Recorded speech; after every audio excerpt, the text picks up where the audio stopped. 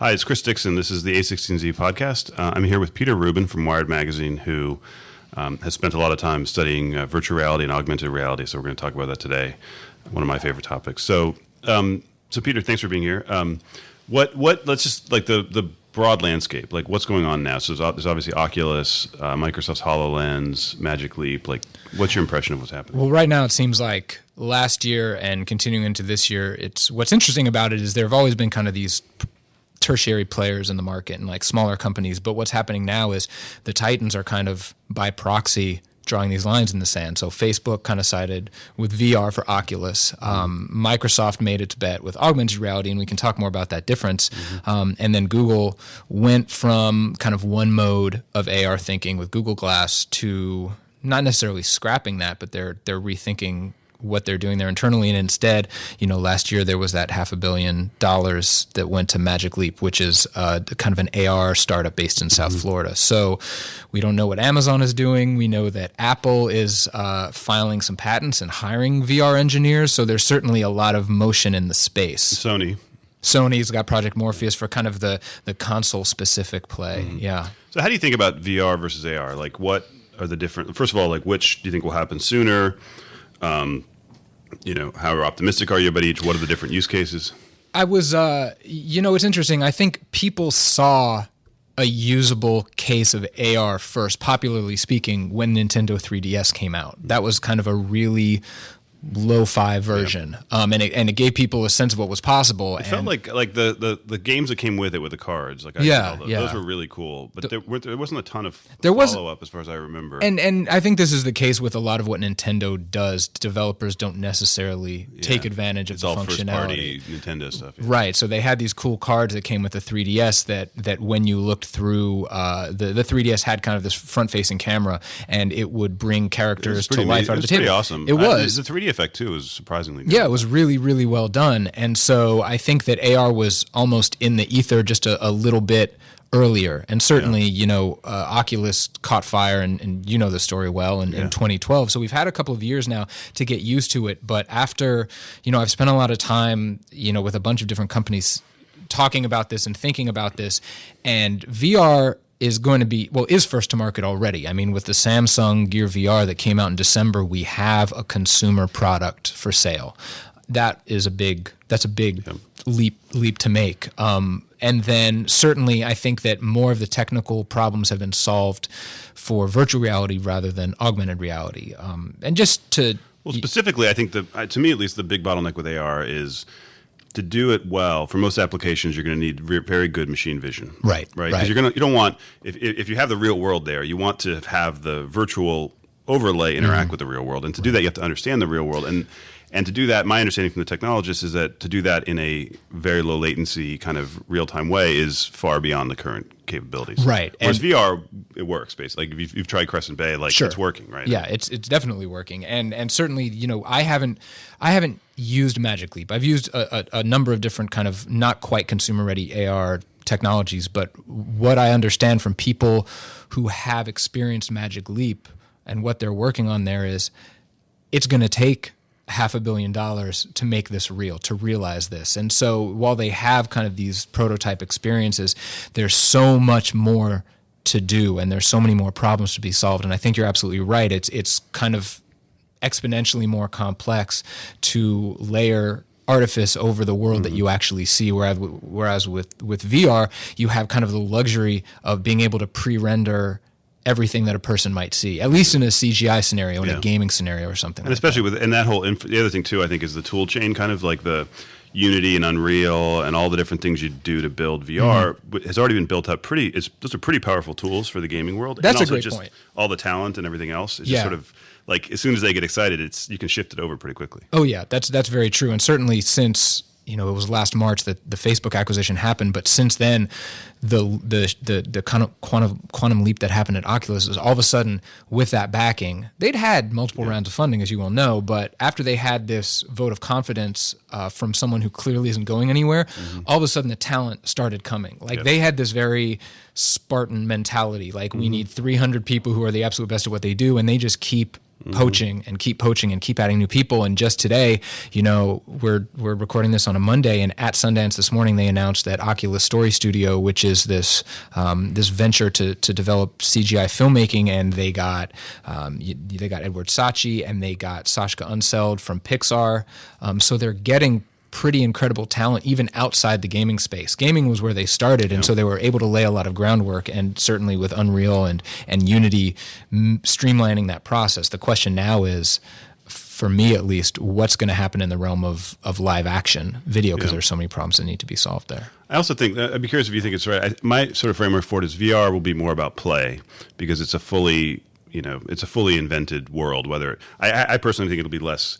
I think games will be big, but I think it'll be a lot of like what's happening with the Hollywood stuff, kind of quote experiences. But they're completely new worlds, right? Whereas once you've introduced, like, once I'm looking AR, I'm looking at my office. Like, generally that is more for a work context, right? You're overlaying information. You're magically Googling everything you see, right? I think so. That's kind of my broad. No, I think that's true, and certainly after the Wired story about HoloLens came out last week, I saw a couple of tweets of yours, and I think you nailed it there. That I think I was debating with Startup, like a fictional Twitter character. I think that was you and Startup L. Jackson, right? There were worse people's I think I have to reflect on my life when I am spending my afternoon tweeting with an imaginary person. But anyways, worse people to debate with. But I think you're right. I think the enterprise applications for AR are the kind of driving thing right now, and certainly even players that aren't Google and aren't Magic Leap and aren't Microsoft recognize this. There are companies that their entire kind of raison d'etre is working on this instructional overlay, and certainly that's what our writer Jessie Hempel saw when she got hands-on with the HoloLens, up at Microsoft. And you're right. I think absolutely that there's a recreational bent to VR, which isn't to say we're not going to have productivity suites in there, and you're not going to be able to teleconference, and you're not going to be able to have kind of you're going to have a virtual desktop display when resolution catches up to this, and we'll be able to kind of overhaul what we think of as workspace. But for the most part, I think that is a very easy divergence point of the two technologies. So do we know, does Microsoft, they're going to pursue some kind of gaming thing with the HoloLens? It's part of their Xbox group, right? Or it's hard to say, because since Nadella came in and took over from Ballmer, I think it's possible that the original roadmap has changed. In 2012, I think there was a kind of internal roadmap that leaked, and part of that was you saw people wearing these AR glasses, and they meant it to be part of the Xbox Entertainment Group.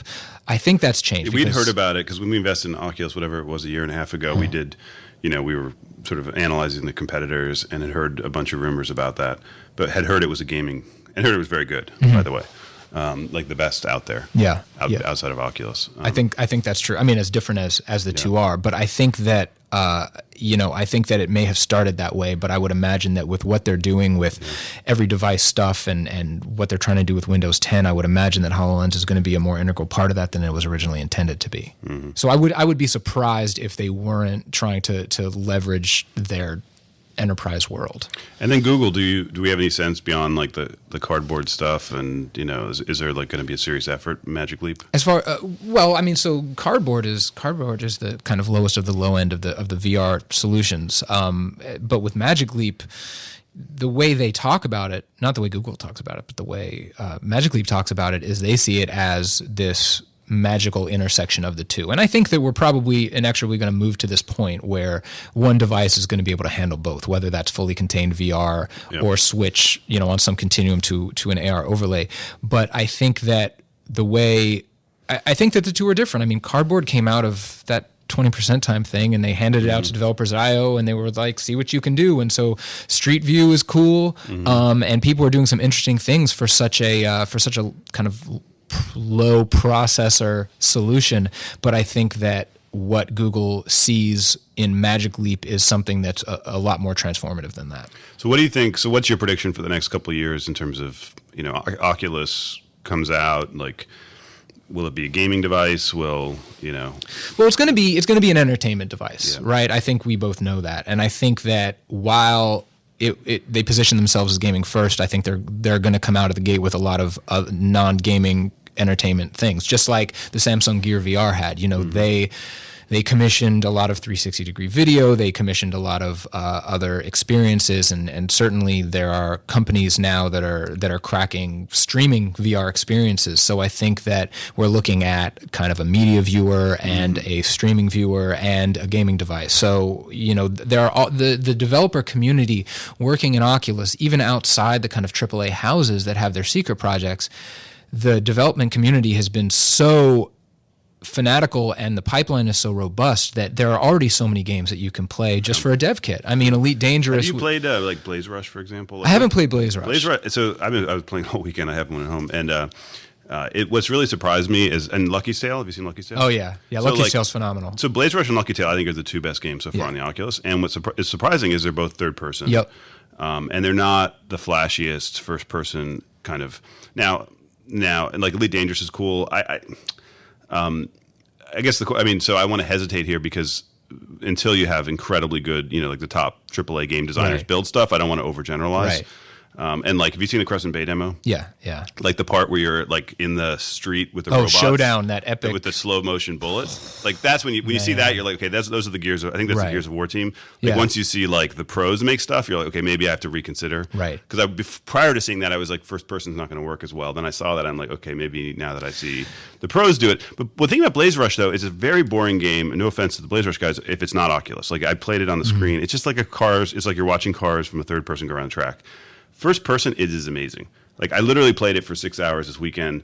Like the missiles, like things are blowing up. And by the way, you have the stereo headphones, and like the missiles like flying past your head, and like guys are like blowing up, and it's just like, and that's only one player. If you get two play, like it's really engaging, and there's no like nausea or anything else or like weirdness. Well, the game design question, I think that if it's going to be first person, it either has to be slowed drastically to what kind of fast twitch games are, or you have to give the player a stable environment like a car chassis, right? That changes everything because all of a sudden you have this car frame. Games are pretty good, yeah, or space like Elite Dangerous. Exactly, because you're surrounded by something that's not going on. Have you tried Radial G like that? No, it's like a kind of a racing one. It's good. I think that we're going to see for first person, it's going to be a lot of exploration games. I think Jonathan Blow, who made Braid, has been working on this game, The Witness, for a long time, and it's this kind of it's a throwback to Myst and puzzle games like that. But it was not originally meant for VR, but he's working on it to play in the Rift, and I think that first person, you're going to need to slow things down. That's what made that epic demo in Crescent Bay so compelling, is they slowed it way down. It was bullet time. You could kind of move through it at your leisure. And what John Carmack has said in some tweets recently is he thinks it might be best if you just take control over yaw, kind of left to right swivel away from the player. Not left to right swivel, left to right strafing. Actual movement on Could be more like you're on rails, kind of like the old, like Dragon's Lair games or whatever, where you sort of like have a few key decision points. Yep. And what some other people are doing is rather than letting you, if you're using an Xbox controller, you can think of it as a PlayStation one if that's your preferred console, is if you're using that right thumbstick to swivel on the neck of the player, some designers are using the shoulder buttons instead to click this and you will instantaneously swivel 90 degrees. And what that does is the world doesn't spin around you. And as much as used to as you can be for first person experiences, having the entire 360 degree sphere that you're living in move around you is it's a profoundly disorienting thing. And so while I think you're right, I think we're going to have great first-person experiences. They need to be in the hands of people who have done some really, really deep thinking about what works and what doesn't. Yeah.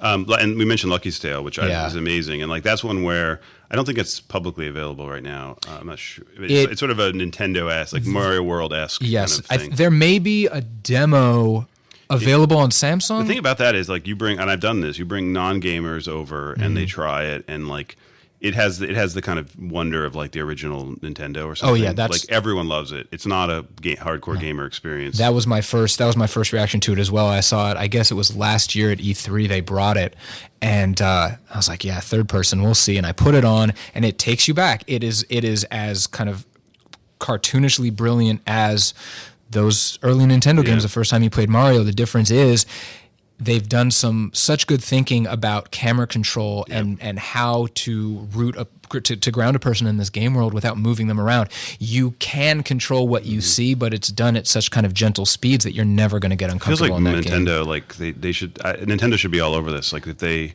I don't know. I mean, they need something. They need a hook. And this, when you see Lucky's Tale, like this is how imagine like Super Smash Brothers and oh my god, how awesome it would be. Oh my god, yeah. I mean, look, Nintendo made their play with NFC. The near field stuff with amiibos, which were kind of popular among dedicated gamers, but we've seen for well over a decade now they take 3 or 4 years to move on a technology that's already changing the landscape. So, if that's the direction they go, and Miyamoto has certainly cautioned us against thinking that they're doing this. I think they want to see how it plays out. They're so cautious about that stuff, and they're so reserved that it wouldn't surprise me if they go that way. AR didn't really pan out for them. But yeah, they've got the IP to really make that worthwhile.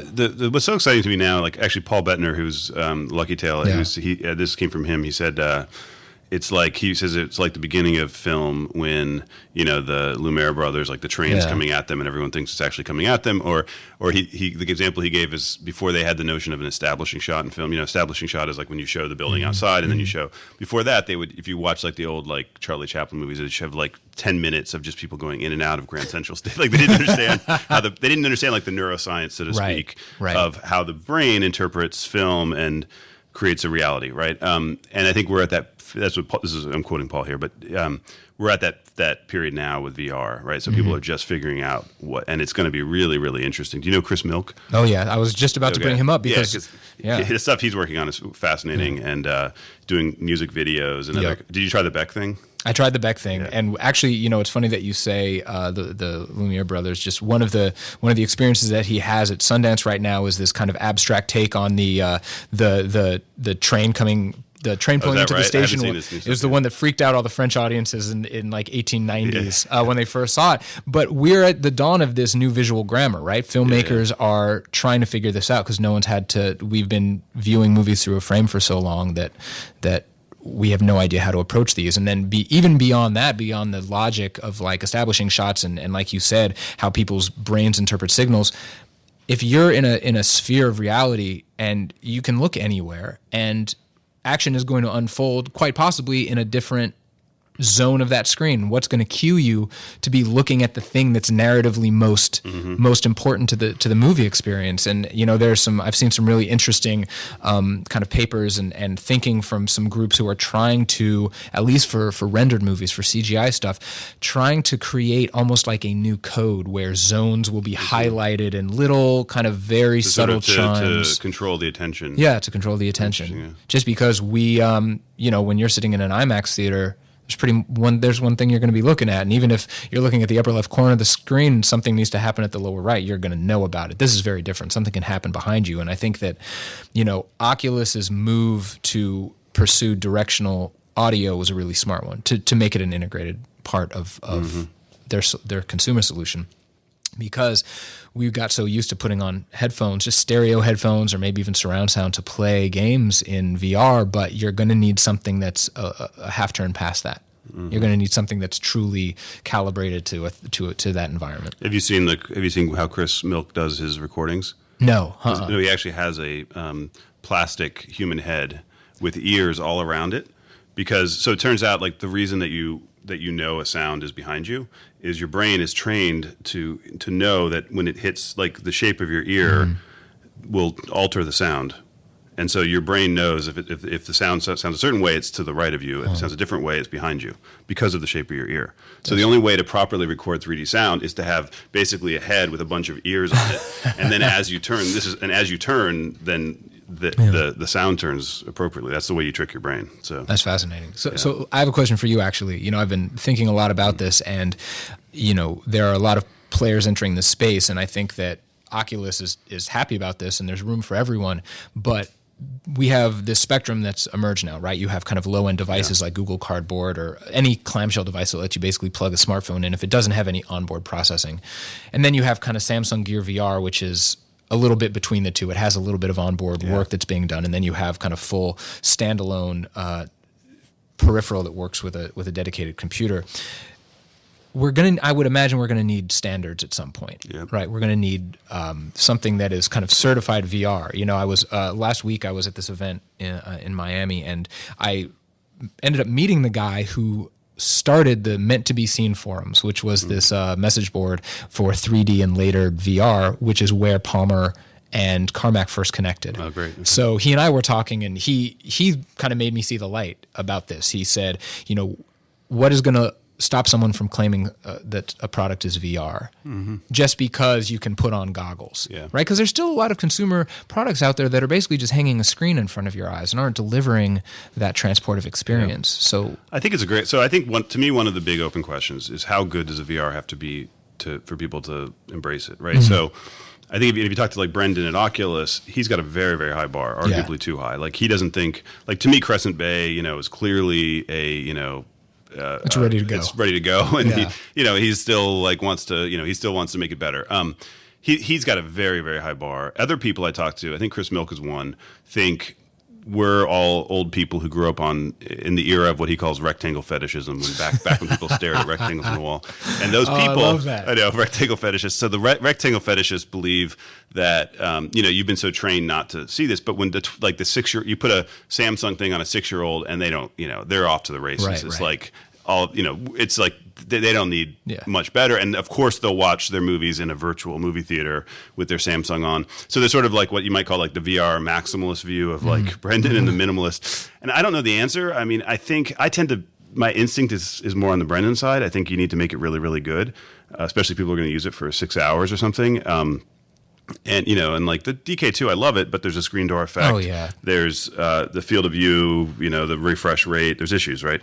So I tend to think that, and therefore, you know, as you can't really impose standards to say everyone has to make something just as awesome as Oculus, who's spending billions of dollars, right? So if you're a maximalist, it's hard to imagine standards emerging anytime soon, because it's going to be, you know, a constant horse race. It'd be like back in the PC era in the 90s, saying everyone has to have a top tier Pentium. Like, it's not realistic, right?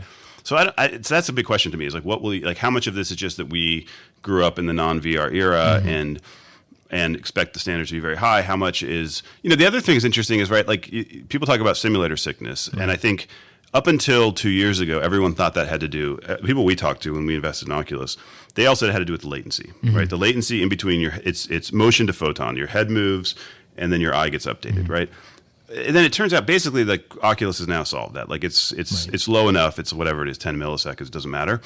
And yet you generally don't get sick, but like you still get, like if a zombie jumps out from the right side of your, from behind you, you get scared, and potentially if enough of that happens, you get sick. So I think we've moved beyond the point where the sickness comes from technical issues. It now comes from the fact that your body feels like you're in a different world. Oh yeah. And people can do things to you in that world that have a strong emotional impact on you, right? So we sort of moved beyond, to my mind, the technical into the sort of the like you talked about standards. I think there's going to be more like standards, like you can't have zombies just jump out on people. Like, almost like that's like you know, the federal department that regulates VR says, you know what I mean? It's the may cause seizures of VR gaming. To me, there's two. So to answer your question, there's sort of two levels, right? There's the technical level of what do you need minimally to convince people and not have simulator sickness, and then there's what are the rules of the content in that world? Because your body, it's a different feeling than what's seeing something on the screen. Yeah. Game design best practices is going to be a huge part of this, and I think one of the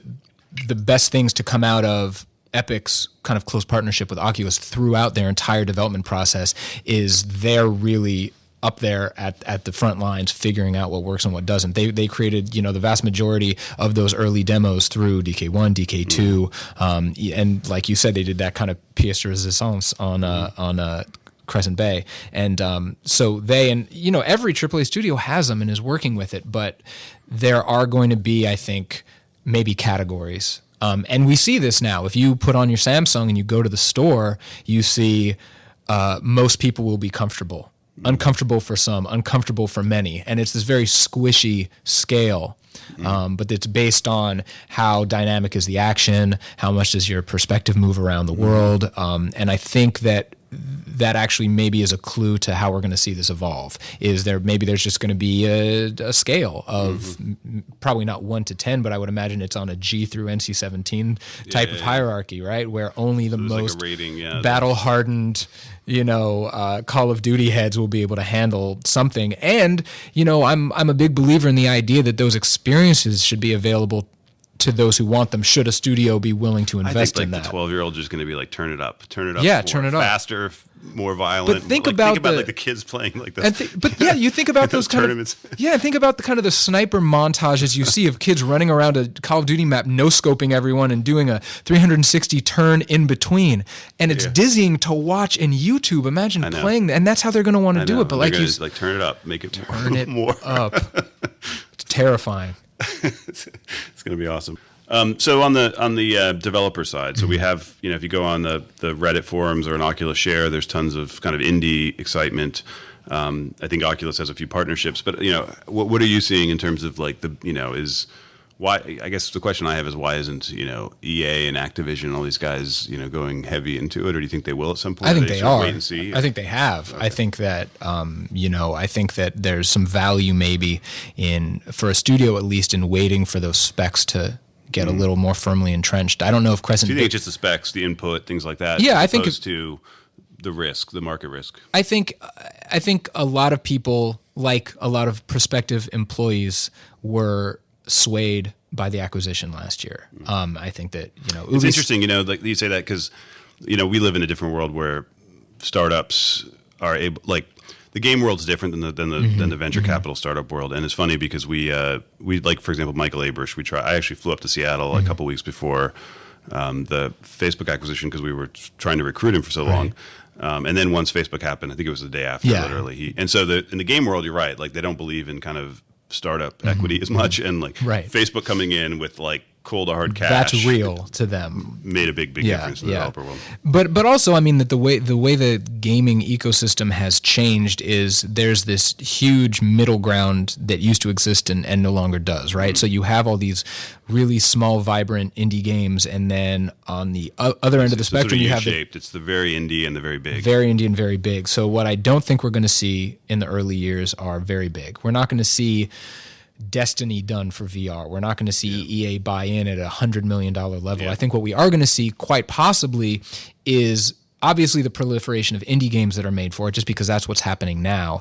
But I think that we may see a slight return of this idea of the AA game. These things that used to exist. There were a lot of games that maybe they were $10 cheaper than the big games you would buy, but they were a full-fledged, really polished game experience. And I think that you can spend $10 million on something, $20 million on something without the risk of going all in on the next Assassin's Creed being VR. You don't have to do that. I think people underestimate the size of for example, the Steam PC gaming community. Oh my God, it's massive, enormous. And those are the obvious early adopters for VR. Yeah. And the games that are so huge on Steam are games that are just a grain of sand to the console gamer. Things like Kentucky Route Zero and even the Telltale game stuff. It's just there's a really solid foundation for smaller games, and those are going to be uniquely well suited, I think, to VR in general.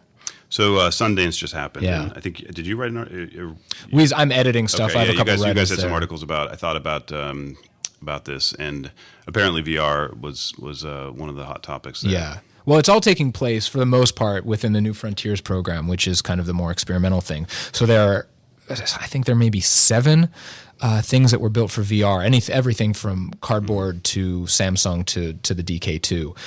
And then obviously, as we mentioned, the Oculus Story Studio announcement came out, and Chris Milk's announcement that he's working with Annapurna Pictures to this company Verse, which is basically a distribution platform that he's making for VR filmmakers, and then he's got other prongs of that as well. And Annapurna is also working with Vice, and Vice News put together this really cool VR experience of being at the Millions March, the police brutality marches in NYC this past fall. They brought a setup there, and this is so dependent on people solving the live action capture, and there are a lot of ways that it can go wrong. I mean, there's a lot of companies like Jaunt is one, right? Jaunt is doing one. These cool 3D cameras. Yep. Next VR is another. Samsung has already announced that they're going to have a kind of a camera capture tool for people. Some people are just making their own array of Reds, kind of around a pole. Frame Store is exploring some really cool things they're doing with video, and so there are a lot of people in the space. But I think the way it's looking right now is a lot of that is just going to stay proprietary. I don't think we're going to find an all-in-one solution. Do you think we'll see like a big investment from Hollywood?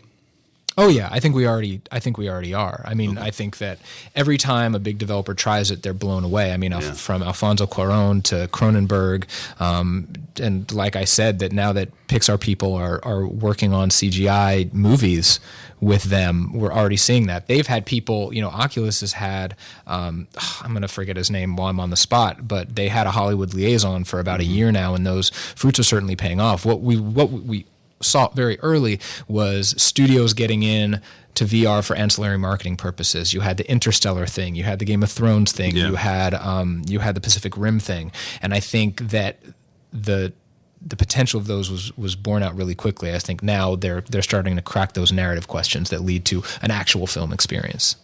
All right, awesome. Well, thanks a lot for being here. Thanks for having me in, Chris.